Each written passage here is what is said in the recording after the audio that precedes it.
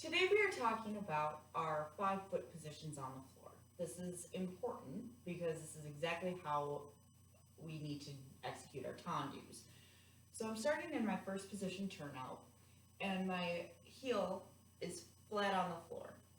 This is our a tear position, which is just flat on the ground. From there, we start to slide our foot out, and we gradually lift that heel. So now we're just a quarter off the ground.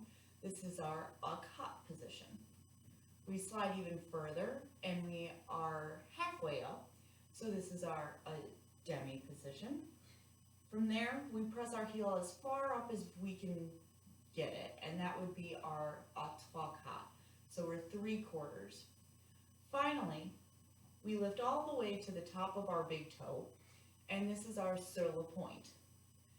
In order to close our tendu, we're going to lower back down through each of those positions. So we start at our sur la pointe, we lower to a trois cot, we lower to our demi, we lower to a cot, and then finally we are a tear. The execution does not change whether you're turned out or parallel.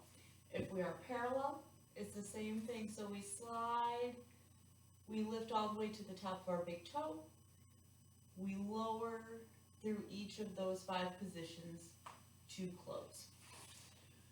One of the ways I encourage our dancers to practice is if you stick a quarter underneath your big toe and you practice sliding that forward and pulling the quarter back towards you as you lower your heel. Thank you for watching, and be sure to check back tomorrow as we talk about how to keep our knees straight and our closing positions. Thank you.